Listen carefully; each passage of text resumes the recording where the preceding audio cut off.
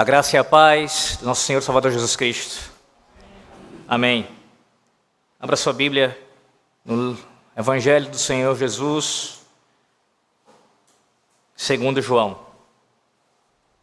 João capítulo 12. Essa é a perícope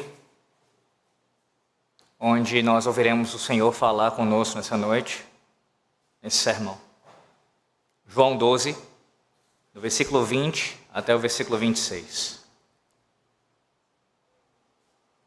Assim diz o Senhor. Ora, entre os que subiram para adorar durante a festa, havia alguns gregos. Estes, pois, se dirigiram a Filipe, que era de Betsaida da Galileia, e lhe rogaram: Senhor, queremos ver Jesus. Filipe foi dizê-lo a André, e André e Filipe o comunicaram a Jesus. Respondeu-lhes Jesus: É chegada a hora de ser glorificado o Filho do Homem. Em verdade vos digo, se o grão de trigo caindo na terra não morrer, fica ele só. Mas se morrer, produz muito fruto. Quem ama a sua vida, perde-a. Mas aquele que odeia a sua vida neste mundo, preservá-la-á para a vida eterna. Se alguém me serve, siga-me. E onde eu estou, ali estará também o meu servo. E se alguém me servir, o Pai o honrará. Amém. Oremos mais uma vez. Ó Deus, graças te damos pela tua palavra, lida nesse momento. E te pedimos, Senhor, que a morte do Senhor Jesus Cristo, que é narrada em tantas passagens da tua palavra inspirada, e que esse texto trata mais uma vez desse assunto, possa hoje, nessa noite, ser admirada e imitada pelo teu povo. Que o teu Cristo seja exaltado, o ungido do Senhor, e que apenas a glória seja dada a ti somente, e a ninguém mais, ó Deus. Oramos assim, com o perdão dos nossos pecados, em nome do Senhor Jesus Cristo. Amém. Como é que você deseja morrer? Certamente esse não é um assunto com o qual nós não nos preocupamos, ou não nos preocupamos muito. Dependendo do nosso estado, esse é um assunto no qual a gente nem gosta de pensar. Contudo, por mais que seja um assunto indigesto e indesejado por muitos de nós, é interessante percebermos que há pessoas que nutrem os mais diversos tipos de pensamentos e até sonhos com o tipo de morte que elas gostariam de ter. Algumas pessoas expressam um desejo de morrer de uma forma simples, pacata. Talvez uma cidadezinha do interior, cercado pelos seus livros, rodeado pelos seus melhores amigos e principalmente, é claro, os seus entes queridos. Outros são diferentes, talvez você se encaixe nessa categoria. Desejam mais uma morte agitada. Vivem a vida como se fossem uma espécie de palito de fósforo, que depois de aceso, queima até não restar mais nada para ser consumido. Alguns expressam o desejo de morrer em meio a uma grande aventura. Morrer de uma maneira que seja memorável para as futuras gerações. Talvez morrendo numa grande batalha ou oferecendo a sua vida em favor de uma outra pessoa. Como é que você deseja morrer? A maioria das pessoas não pensa nisso, pelo menos de forma geral. O que você normalmente deve pensar é em como você deve viver. Assim que você deve pensar a maioria das vezes. Quanto mais tempo demorar para a morte chegar, melhor. Na verdade, quando ela chegar, eu não quero nem ver, não quero nem notar. Quando olhamos para essa passagem, meus irmãos, nessa noite, percebemos que o Senhor Jesus Cristo, nos seus últimos passos em direção à cruz, é justamente nesse assunto, no assunto da sua morte, que ele está aqui focando. Tudo ao seu redor começa a apontar para a sua morte. Diferente de nós, que buscamos evitar esse assunto a todo custo, o Senhor Jesus, por mais doloroso e difícil que seja esse momento, Ele anseia por isso, pois Ele sabe o que significa a sua morte. E a morte do Senhor Jesus Cristo precisa mudar, ou melhor dizendo, a nossa maneira de olhar para ela precisa mudar depois da leitura e da exposição desse texto. A noção de morte, a nossa noção de morte precisa ser moldada pelo ensino do Senhor, que morre de maneira gloriosa e cuja morte traz sentido à nossa vida. Sim, meus irmãos, nesse texto, do versículo 20 ao versículo 26 de João 12, nós aprendemos que a morte de Cristo precisa ser admirada e abraçada por todos os que são alvo dos seus benefícios. A morte de Cristo precisa ser admirada e abraçada por todos que são alvo dos seus benefícios. Veremos isso em 2 pontos. Do versículo 20 ao versículo 24, nós temos a descrição da hora da morte do Senhor. Do 20 ao 24, a descrição da hora da morte do Senhor. E nos versículos 25 e 26, nós vemos a imitação da hora da morte do Senhor. A descrição e a imitação da hora da morte do Senhor. Volte os olhos ao texto, versículo 20. Assim diz a palavra do Senhor. 20 até 22. Ora, entre os que subiram para adorar durante a festa, havia alguns gregos. Estes, pois, se dirigiram a Filipe, que era de Betsaida da Galileia, e lhe rogaram: Senhor, queremos ver Jesus. Filipe foi dizê-lo a André, e André e Filipe o comunicaram a Jesus. Essa perícope, meus irmãos, ela se encontra logo após o acontecimento descrito, que trata acerca da entrada triunfal do Senhor na cidade de Jerusalém.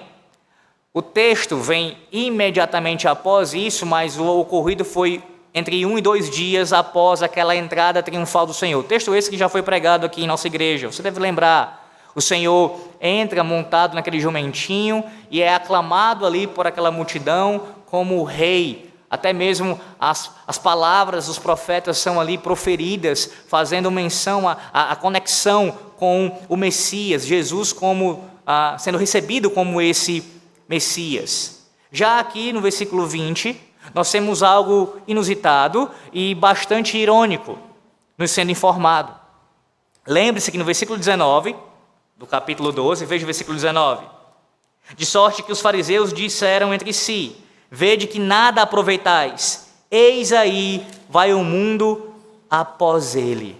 No versículo 19, os fariseus declaram isso: o mundo vai atrás dele. E, ironicamente, é uma grande verdade o que esses homens falaram.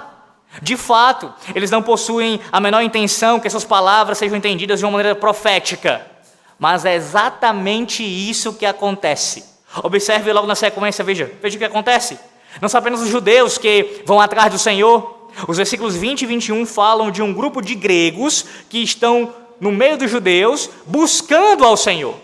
Percebe a ironia disso?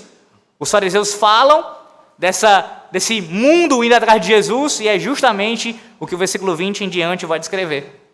Outros, fora os judeus, estão buscando ao Senhor. O texto diz que esses gregos subiram para adorar durante a Páscoa. E eles chegam com um pedido também inusitado. Esse pedido para ver Jesus, no versículo 21. Esse é o pedido deles. Agora, a pergunta é: quem são esses gregos? Quem são eles? Que grupo é esse? De forma mais específica, a gente não tem como saber. Há um grande debate na academia com relação a isso. Os comentaristas divergem para saber exatamente a identidade desses gregos aqui. Alguns acreditam que eles eram apenas simplesmente visitantes, o que era muito comum entre os gregos também admirarem a religião judaica, o seu alto grau de moralidade. Gregos, muitas vezes, eles promoviam o judaísmo, ajudavam na construção de sinagogas e se envolviam, de alguma forma, na religião judaica. Alguns outros comentaristas pensam que eram gregos prosélitos. Gregos convertidos ao judaísmo, que agora, depois de terem testemunhado a entrada triunfal do Senhor Jesus e ouvido acerca da ressurreição de Lázaro, então eles estão aqui estupefatos com relação a esse homem. Quem é esse homem? Quem é esse Jesus? E por isso se interessam em vê-lo, em conhecê-lo mais de perto. Mas independente disso, de nós sabermos com exatidão que grupo é esse, algo digno de nota aqui é o medo que esses homens demonstram. Vejam que eles não se dirigem diretamente ao Senhor. Eles falam primeiro com Filipe. E é interessante perceber que Filipe também, um homem conhecido por trazer pessoas ao Senhor Jesus Cristo, tinha trazido o próprio André, seu irmão, ao Senhor. Ele agora é abordado por aquele grupo, e alguns também entendem que isso pode ter sido pelo fato dos nomes deles, né? Tanto Filipe como André são nomes gregos e poderiam ter ali um conhecimento maior e por isso seria uma ponte melhor para chegar no Senhor, aquele grupo de gregos. Mas mesmo sabendo exatamente a razão por que chegaram em Filipe para fazer isso, o fato é que Filipe também demonstra algum receio de chegar no Senhor e vai ter com André, seu irmão, antes de irem até o Senhor e comunicarem o pedido daqueles gregos. O próprio Filipe demonstra aqui uma espécie de algum tipo de receio, de nervosismo. Agora, uma outra pergunta que se levanta é: por que tanto medo? Por que tanto receio de se aproximar de Cristo aqui? Por parte dos gregos, meus irmãos, provavelmente fosse esse medo por causa de eles estarem tentando falar com alguém que era reconhecido como um rabino. Alguém reconhecido como uma liderança que acabara de ser proclamado como um grande líder. Podem ter pensado: será que nós teremos acesso à sua presença? Será que nós teremos a grande graça de ouvir seus ensinamentos pessoalmente, de uma forma mais direta e particular? Já no caso de Filipe e André aqui, o receio pode ter sido pelo fato do Senhor ter acabado de entrar em Jerusalém. Estivesse ali envolvido com outras discussões, ensinando seus próprios discípulos, e não estivesse disposto a receber não-judeus, ainda mais em meio a um grande festival judaico, o principal deles, o maior deles, a Páscoa. Mas o fato é que todos esses medos são injustificados. Durante a vida do Senhor, nós percebemos que ele nunca houve uma barreira por parte dele para encontrar-se com quem quer que seja.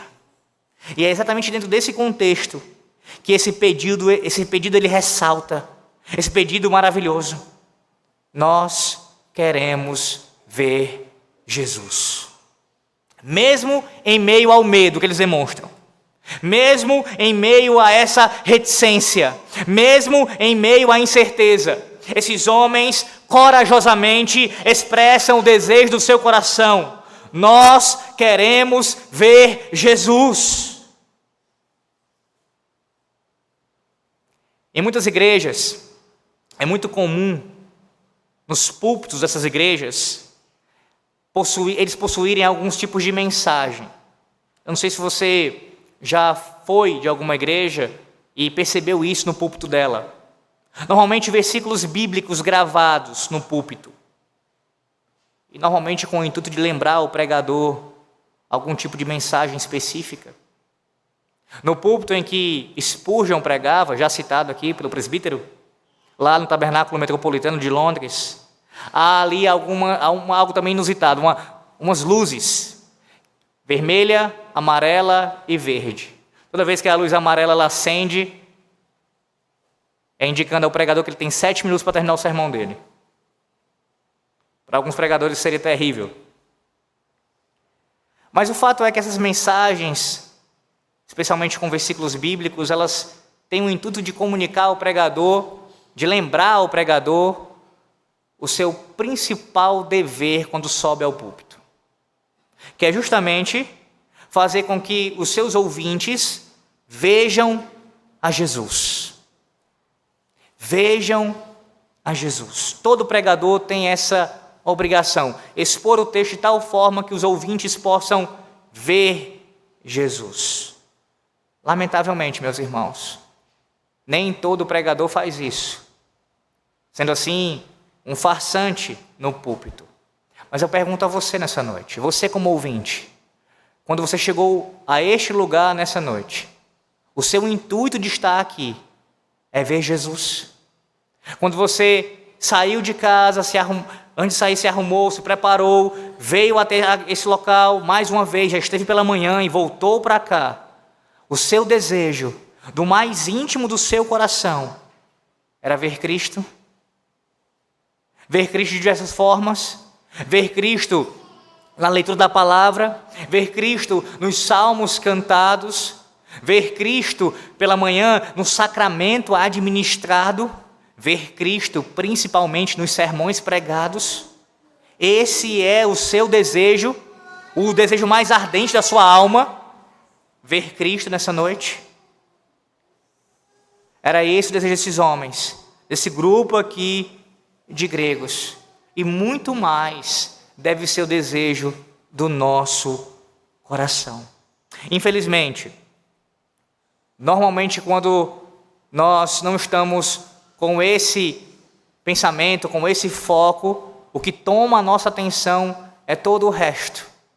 Coisas que em si mesmas não são pecaminosas e outras que também são em si mesmas pecaminosas. E a gente sai de casa com o interesse não de ver o Senhor Jesus Cristo no sermão e na igreja como um todo, no semblante dos nossos irmãos, por exemplo. Mas nosso intuito talvez seja pelas amizades que temos na igreja, talvez seja por algum tipo de afago que desejamos ter durante o sermão. O dia foi difícil, a semana tem sido complicada, talvez o pregador hoje fale alguma coisa, alguma anedota, alguma questão ali que me traga um sorriso no rosto, eu fico depois pensando sobre isso. Olha a maneira pecaminosa como você trata, se assim você se porta, quando você não procura, a sua intenção não é ver Jesus no sermão pregado, seus ensinos, a sua pessoa, seus atributos, a sua obra, tudo isso.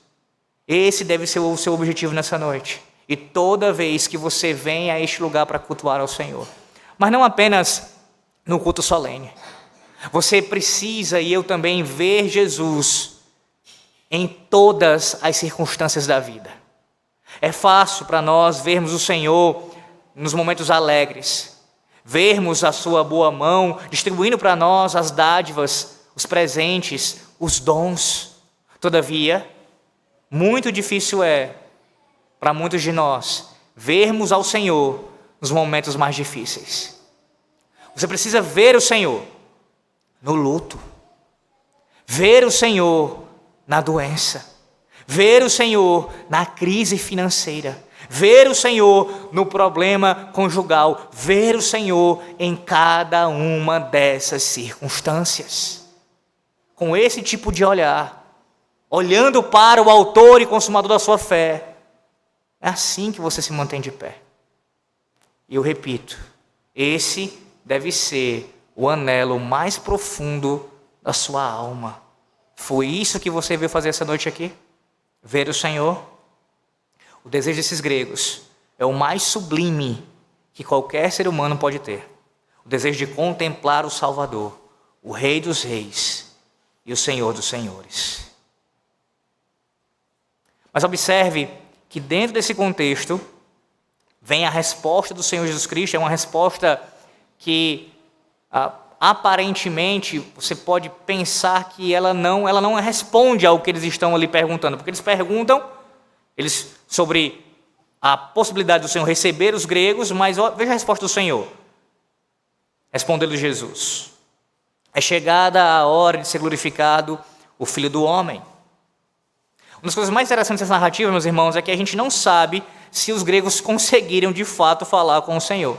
Não vemos na leitura até o versículo 26, e isso nem mesmo no restante do capítulo, se eles conseguiram ter essa oportunidade de falar com o Senhor.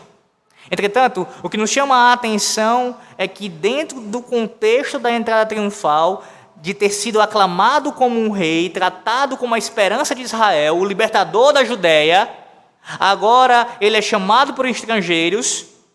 A sua atenção não está na sua vida.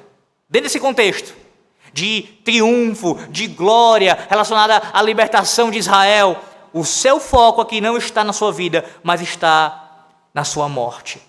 O Senhor utiliza essa chamada para lembrar aos seus discípulos que a hora finalmente havia chegado. Aquela fala de Filipe e André com relação àqueles gregos estarem interessados em vê-lo, ele usa essa oportunidade para mais uma vez anunciar essa hora, só que agora de forma diferente, já dizendo que ela havia chegado. Ele usou a expressão com relação à sua hora, meus irmãos, diversas vezes. No capítulo 2, capítulo 4, capítulo 7, capítulo 8. A hora estava por vir. Ele vinha anunciando aos seus discípulos que essa hora chegaria. Hora de tremenda humilhação, hora de dor, hora de desprezo, hora de abandono.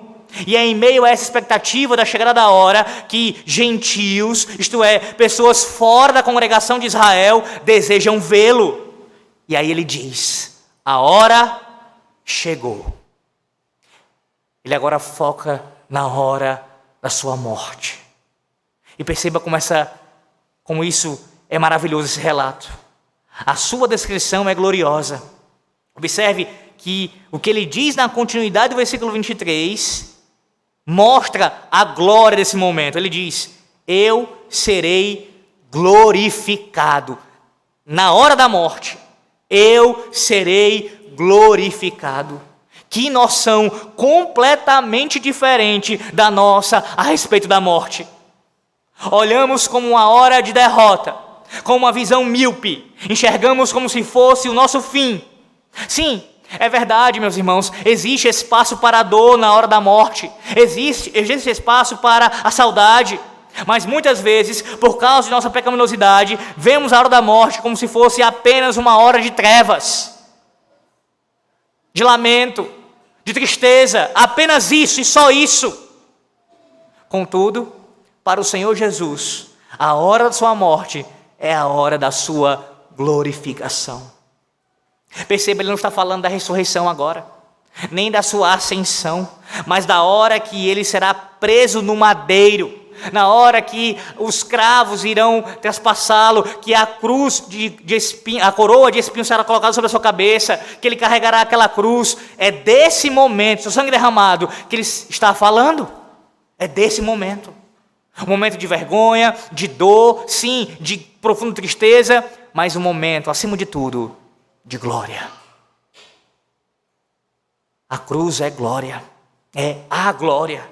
O momento em que o Filho do Homem, aquele mesmo profetizado lá em Daniel, que é Deus, ele encarnado provaria a morte. E nesse momento, os seus inimigos são conquistados. Eis aí a glória da cruz de Cristo. O Deus Todo-Poderoso é morto pelo madeiro. A glória da cruz, revelada na expiação que é feita pelos nossos pecados. A única morte que poderia aplacar a ira de Deus. Expia os nossos pecados, porque aquilo que você não poderia fazer, Ele faz por você. Meus queridos irmãos, que nós contemplemos nessa noite a glória de sua cruz. Será que esse é o momento do Senhor, da sua vida, no caso, o momento da sua morte, em que você mais tem prazer? É onde está a sua total dependência? É onde você busca a sua esperança? Na morte do seu Salvador? Lembre-se que muitos olhavam para aquela cruz e zombavam de nosso Senhor. É exatamente isso que você faz quando você despreza a glória da cruz do Senhor. E há muitas formas de fazer isso. Dentre elas, quando você não mortifica o seu pecado como deveria. Você, pelo contrário, se entrega deliberadamente, de forma contumaz ao pecado, professando a fé neste Senhor crucificado. Fazer isso é zombar da glória da cruz, fazendo pouco do seu pecado, tratando como se não fosse grave, como se fosse uma coisa pequena, quando de fato é uma grave ofensa contra o seu Senhor. Você fazendo isso, despreza a glória da cruz de Cristo. Que a hora da cruz do nosso Senhor e Salvador Jesus Cristo seja gloriosa para nós. Mas perceba que a hora da morte do Senhor não é somente gloriosa, ela também é necessária. Ele continua: em verdade vos digo, se o grão de trigo caindo na terra não morrer, fica ele só, mas se morrer, produz muito fruto.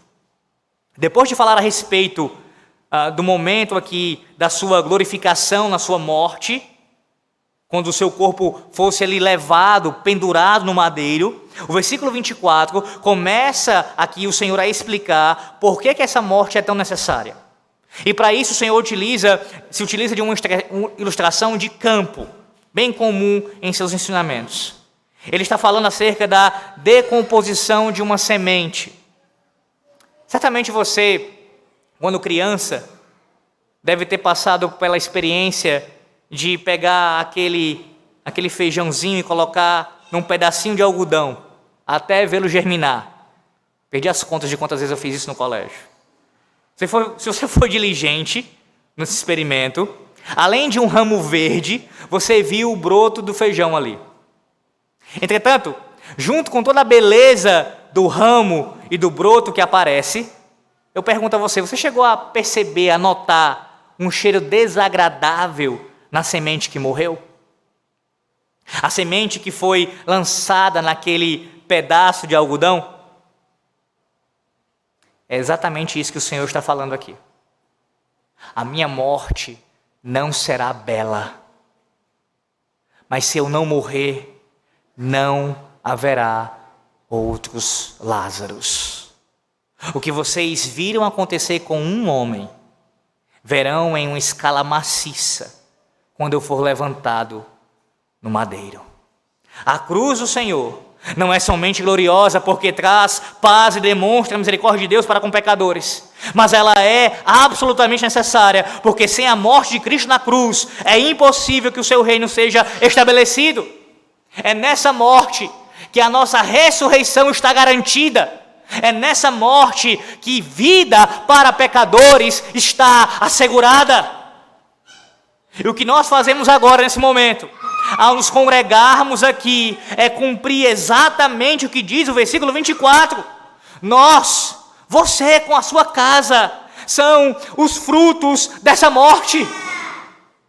Foi porque ele morreu, foi porque ele teve que passar por isso que você hoje pode estar aqui. E glorificá-lo, e exaltá-lo, e bendizê-lo, por causa dessa morte. Será que você consegue enxergar, de uma vez por todas, a centralidade da cruz de Cristo? Eu não estou falando apenas da importância, da centralidade da cruz de Cristo. Há quantas reclamações descabidas nós escutamos em diversos contextos dentro da igreja. Pessoas que abandonam uma igreja ou que deixam de congregar numa igreja pelo simples fato de não haver uma programação especial para os meus filhinhos. Não tem culto infantil nessa igreja?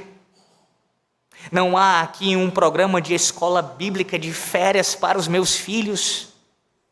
Mas espera aí, essa igreja prega a cruz de Cristo no púlpito, Cristo é exaltado, a sua obra é anunciada. Não, eu quero saber se tem a escola de férias dos meus filhos.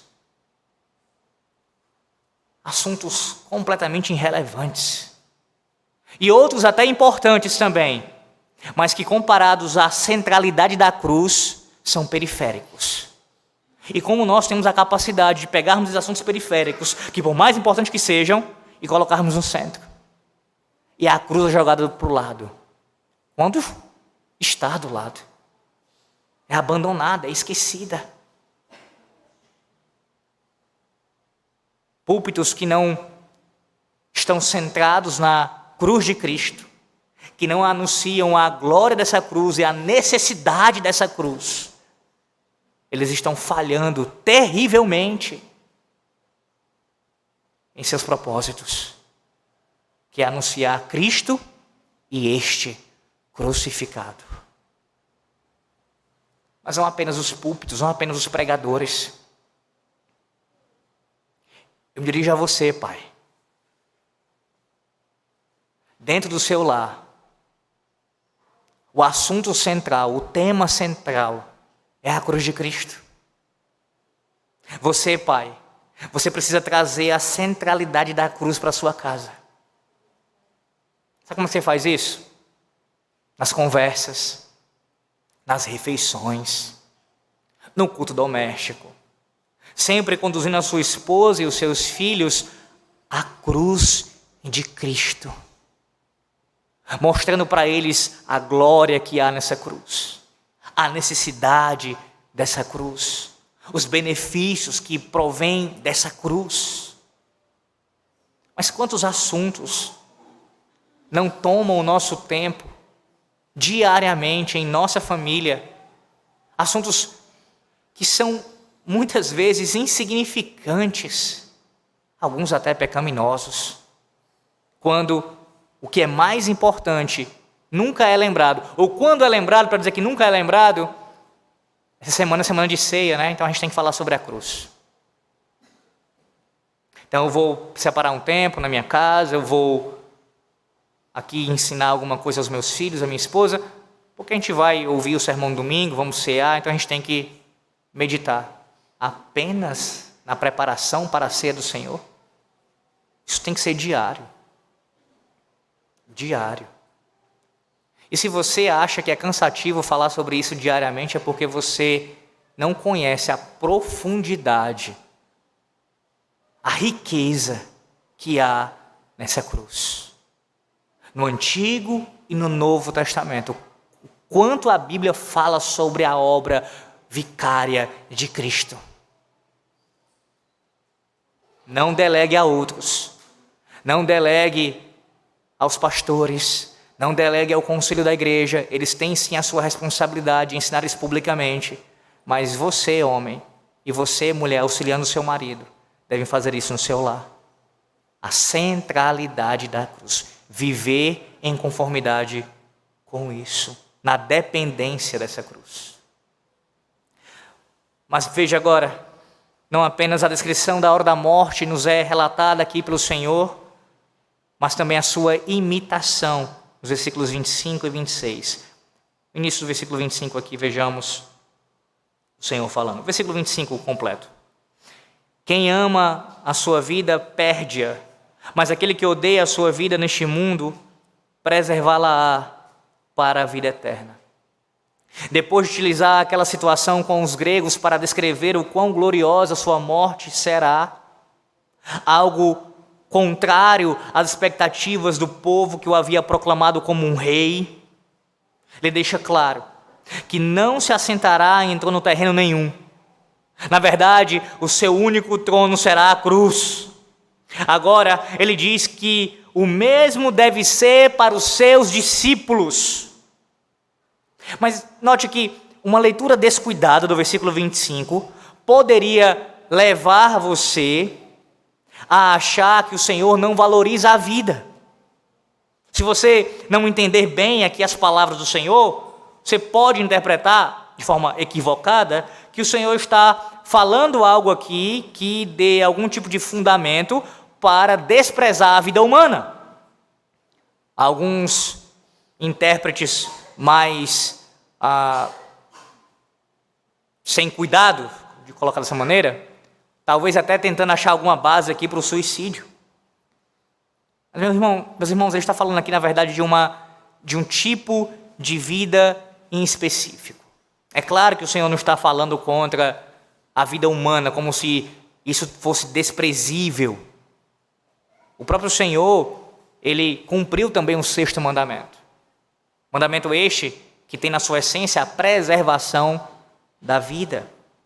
E como é que a gente entende isso? Em primeiro lugar, é que o conceito de odiar na cultura semítica, principalmente nesse contexto aqui, refere-se à ideia de preferência. É assim que você tem que ler o texto. Aquele que prefere a sua vida, aqui e agora, em algum momento vai perdê-la. Mas o que prefere outro tipo de vida, ganhará vida de verdade. A ideia de preferência.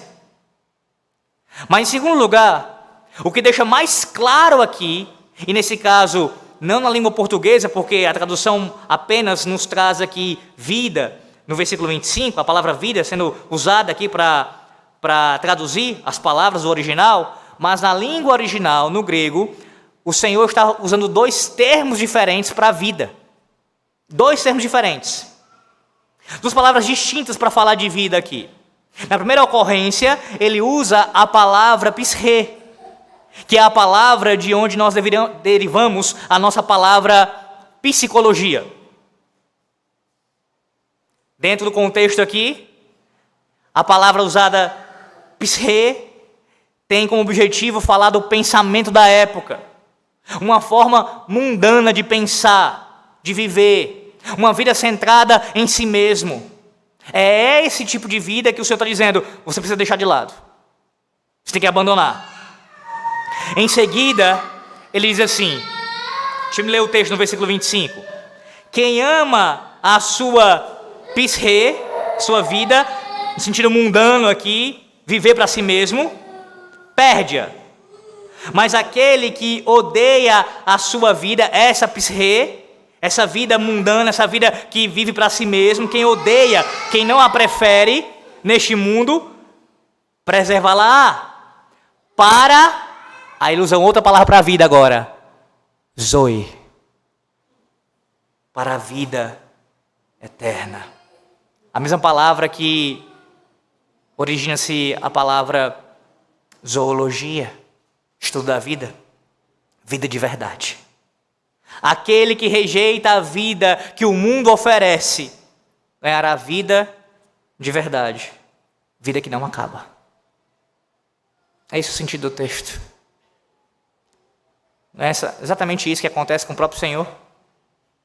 Veja o quão importante é esse testemunho aqui para os discípulos que estão ouvindo pessoalmente, nós que o escutamos agora nesse momento.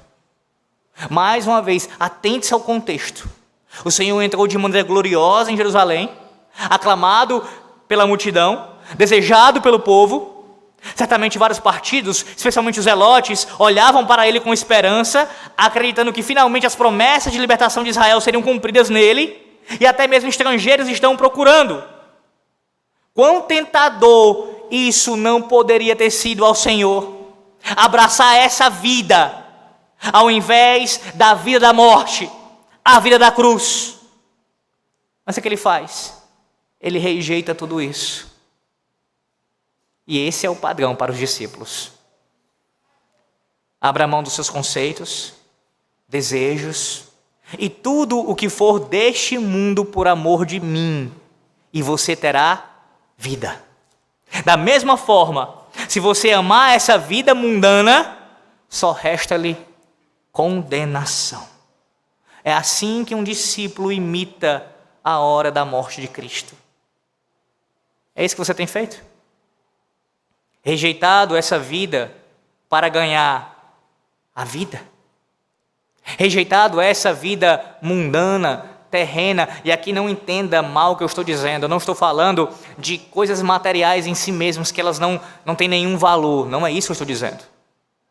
Estou falando de mundanismo, de ser guiado pelo secularismo, de ter uma mente presa a essas coisas, ser escravo disso. Em síntese, do próprio pecado. Aqueles que vivem as suas vidas dessa maneira, jamais terão vida eterna. Se você é um discípulo de Cristo, uma das características é que você rejeita essa vida. Os prazeres pecaminosos, a vida, como alguns dizem aí fora, uma vida mais fácil. Sujeitando a todo tipo de situação para ganhar favores que vão contrários à palavra de Deus. Mas há aqui uma outra maneira de imitar a morte, a hora da morte de Cristo. Ele segue dizendo: se alguém me serve, siga-me, e onde eu estou, ali estará também o meu servo. E se alguém me servir, o Pai o honrará. Fazemos isso quando abdicamos do controle de nossas vidas. A cruz, ela demonstra o desejo de fazer a vontade do seu Pai. No versículo 25, há uma libertação do foco em si mesmo. Já aqui no versículo 26, ele nos mostra onde o foco deve ser colocado. No 25, você tira o foco de si mesmo, nessa vida mundana. No 26, ele te orienta a colocar o foco no lugar ou na pessoa adequada. Ele convida a todos nós a segui-lo até a cruz. Esse não é um convite que atrai as pessoas. Talvez não seja atraente para você nessa noite aqui. As palavras do Senhor, elas reverberam em nosso coração. Aqueles que o servem devem segui-lo. Não apenas de boca, declarando servi-lo, mas devem segui-lo. Com suas pernas, dando seus passos, segui-lo. E perceba como ele nos atrai a esse convite. Já é uma obrigação nossa, um dever nosso, servir ao Senhor e segui-lo. Mas o Senhor, em sua infinita graça, ele nos atrai a esse convite de maneira irresistível, anexando aqui duas promessas. Perceba, primeira promessa: e onde eu estou, ali estará também o meu servo. Segunda: e se alguém me servir, o Pai o honrará. A sua presença e a honra que o próprio Pai dará aos discípulos de Cristo são duas promessas anexadas ao nosso dever de servir e segui-lo. Ele sabe que não é uma escolha fácil, uma escolha que trará consigo grandes desafios, grandes dores, grandes problemas. Se você já tem algum tempo de fé, você sabe disso. Que seguir a Cristo, que servi-lo, traz grandes desafios sim nesse mundo. Muita oposição temos que enfrentar. E o Senhor, de forma graciosa, nos dá essas promessas, dentre tantas outras, que reforçam o nosso chamado, que edificam a nossa fé e nos fortalecem para continuar nesse caminho, para confortar o nosso coração e fortalecer essa fé que Ele nos deu, em meio às terríveis tribulações que a gente pode enfrentar em nossa vida, e temos enfrentado. O Senhor diz para você e te lembra nessa noite: eu estarei com você. Eu estarei com você. Você me serve? Você me segue? Eu estou com você. E o meu Pai lhe honrará. Que grande bênção nós temos, meus irmãos, assegurada para nós. O próprio Deus, a primeira pessoa da Trindade, nos honrando. Você consegue pensar nesse privilégio por um momento?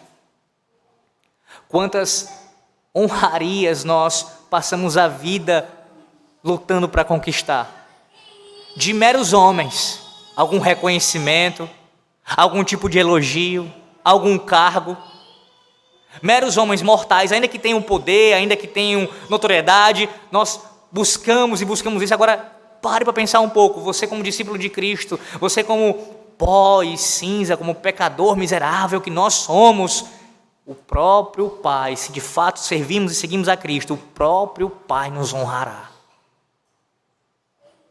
Que honra maior do que essa você pode esperar? O que é que você deseja mais na sua vida? O que você precisa mais? Sabendo que o Senhor está com você e que o próprio Pai te honrará. Ele promete sim estar conosco em várias situações. Lembra da importância de ver Jesus em tudo? Pois bem, uma das razões, lembrar que Ele está conosco em cada uma das nossas circunstâncias, por mais adversas que sejam. O Senhor está conosco. Devemos viver mortos para experimentarmos vida de verdade. Viver mortos, não mortos nos nossos pecados, porque o Senhor já nos vivificou, mas mortos para esse mundo. E isso, meus irmãos, tem muitas implicações. Talvez para você, morrer nessa noite para o mundo signifique abandonar alguma das suas amizades. Talvez para você nessa noite seja se reconciliar com alguém que pecou contra você e você sabe que não cometeu algum erro nessa situação, nessa questão, e você precisa buscar reconciliação. Você morre para o mundo, você morre para o orgulho, para o rancor, morre, ou você mata essas coisas. Porque você já foi vivificado em Cristo. Agora, isso é atrativo para você? O que você ama? Você ama essa vida que o Senhor declara aqui no início? É essa vida que Ele de forma bem explícita diz que se você amar essa vida, você está perdido?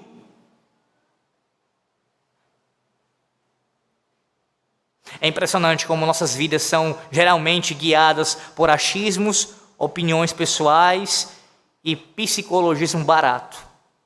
Quando o próprio Senhor aqui nos orienta de uma maneira tão clara, tão simples e direta e profunda, claro, sobre como nós devemos viver as nossas vidas. Olha um princípio importante aqui. Você vive a sua vida como um cristão morto para o mundo, para o mundanismo.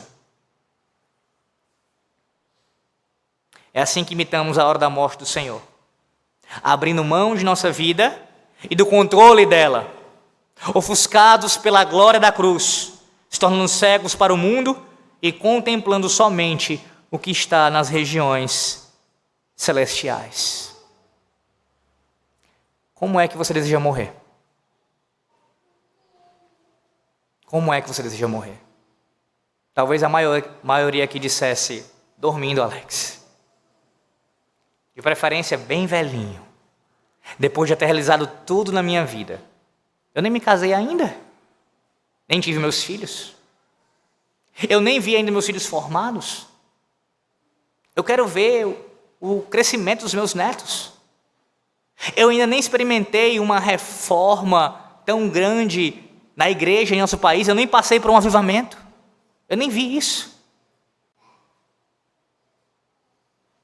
Talvez você seja daqueles que queiram uma morte mais radical. Que seja mais memorável. Que o seu nome entre para a história. Por algum grande feito. No momento da morte você seja lembrado. Independente da forma que aconteça. Eu espero que o seu desejo principal seja morrer para o mundo. O nosso breve catecismo, e é claro que eu jamais deixarei de citar os nossos símbolos de fé. O breve catecismo diz assim, a pergunta 37. Quais são as bênçãos que os crentes recebem de Cristo na hora da morte? Resposta. A alma dos crentes, na hora da morte, é aperfeiçoada em santidade e imediatamente entra na glória. O corpo, que continua unido a Cristo, descansa na sepultura até a ressurreição. Essas são as promessas para aqueles que estão em Cristo.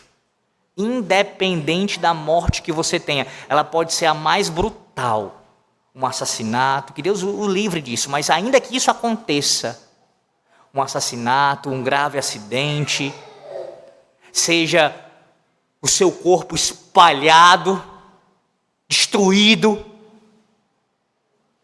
a sua alma está segura em Cristo. E o seu corpo, por mais destruído que ele fique, está assegurado que no dia que o Senhor retornar, ele será ressuscitado. Seja como for a sua morte, que você viva morrendo para o mundo, tendo como base a gloriosa hora da morte do Senhor Jesus Cristo. Pois a morte de Cristo precisa ser admirada e abraçada por todos aqueles que são alvo dos seus benefícios. Se você é alvo dos benefícios de Cristo, da sua morte, hoje, mais uma vez, você abraça isso, você admira e você abraça isso. E vive assim. Que Deus abençoe a cada um de nós, assim procedermos, meus irmãos. Em nome do Senhor Jesus Cristo. Amém. Oremos. Senhor nosso Deus, nós te louvamos, nós te bendizemos essa noite pela tua palavra, por ouvirmos mais uma vez acerca do sacrifício do nosso Redentor. Sacrifício esse que é perfeito, que expia todos os nossos pecados, que cancela o escrito de dívida que tinha contra nós, nos reconcilia com o Senhor, nos faz com que a comunhão com o Senhor seja restaurada, nos garante o acesso à tua presença, nos dá a certeza de que estaremos com o Senhor para todos sempre. Ó Deus, como é maravilhoso sermos lembrados disso. Que o teu povo saia daqui admirando e abraçando ainda mais firmemente a morte do Senhor. E que os benefícios que nós já somos alvo sejam vistos em nossa vida, dentre eles a santificação. Oramos assim, Senhor, clamando-te por misericórdia, pedindo que nos ajude a procedermos dessa forma, por tua graça, porque jamais conseguiríamos viver em conformidade com essa verdade, se não fosse por tua graça. Oramos em nome de Jesus. Amém.